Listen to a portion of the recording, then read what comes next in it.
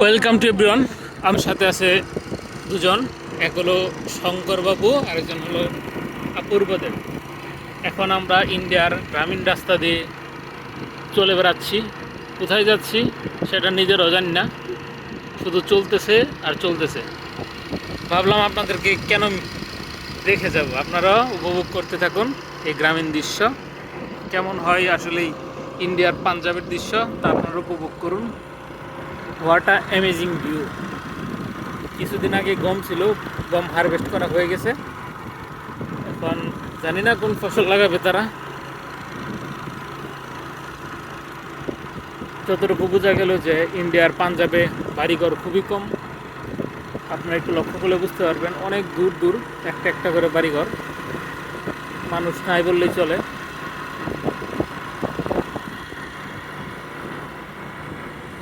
নিরিবিলি পরিবেশ, ফাঁকা রাস্তা, শুধু আমরাই আছি। অথচ আমাদেরকে আক্রমণ করার মতো কোনো টেররিস্ট এখানে নাই।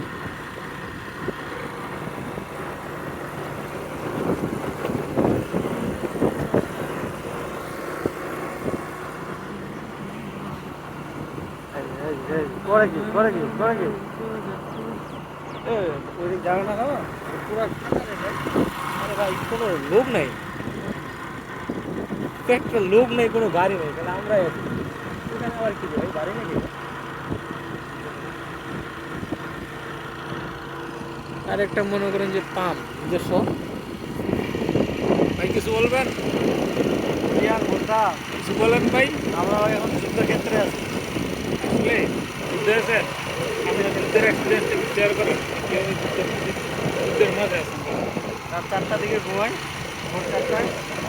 কেন আপনি কি ভয় ঘুমাতে পারেন না নাকি অন্য কিছু?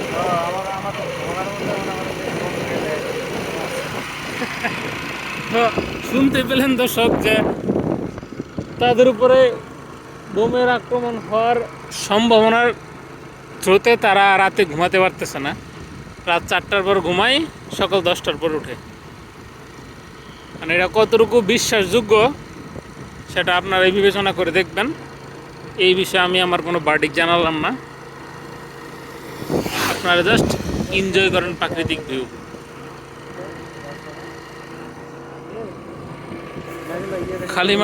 খালি মাঠে কি সুন্দর একটি গাছ। কেন ভাই গুগল ম্যাপ দেখতে হবে কেন? সামনে একটা ওই যে জাতি আছে, দেখতে বোঝা যাইতেছে। জান আরে না, এই পাশ থেকে ওই পাশে আমাদের ওই রাস্তায় উঠা যাবে কিন্তু। আচ্ছা, ওটা তো অবশ্যই যাওয়ার লিঙ্ক থাকবে, অবশ্যই থাকবে। রাস্তার পাশে 1 লাখ খেজুর গাছ। ল্যান্ডস্কেপ ভিউগুলো আপনারা দেখুন, অপরূপ সুন্দর এই দৃশ্য। পাঞ্জাব আসলে অনেক সুন্দর।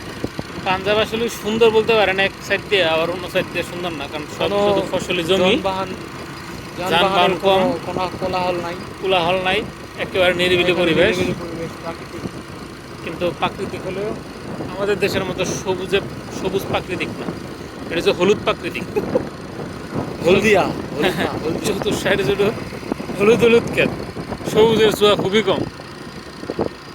আর এদিকে কিন্তু বন বিভাগ নাই বলেই চলে।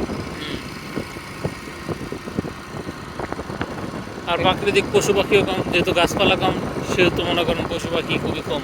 এটা কি মূলত? এটা একটি গুদাম ঘর, আচ্ছা, এখানে গম মজুত করা আছে।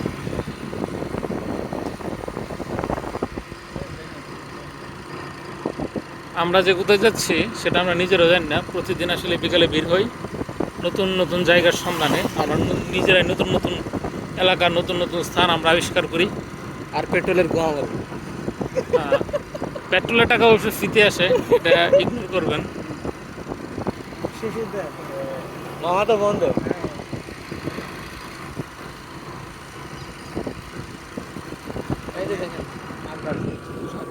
এই যে দেখুন, এখানে আখের অলরেডি চাষ হয়ে গেছে, ধীরে ধীরে বড় হবে, আর 5-6 মাস পর সেগুলো আমাদের পেটে যাবে আশা করি আর কি, যদি এখানে থাকা হয়। চাঁদ মামা অলরেডি উকি দিয়ে দিয়েছে। কি ওকে, আমাকে ম্যাপ দেখতে হচ্ছে, না হলে ভিডিও কন্টিনিউ করতাম। সো নেক্সট ভিডিও আসার আগ পর্যন্ত সকলে ভালো থাকুন, সেই শুভকামনা রেখে আজকের মতো এখান থেকে বিদায় নিলাম। এপাশে যাবেন। ধন্যবাদ সকলকে। আসসালামু আলাইকুম। রহমতুল্লাহি ওয়া বারাকাতুহু। আপনারা বিদায় নিয়ে নেন। আচ্ছা, ওনারা খুব লজ্জা পাচ্ছে, দুঃখিত তাদের কাছ থেকে বন্ডি বিদায় নিতে পারলাম না। ধন্যবাদ সকলকে, ভালো থাকবেন।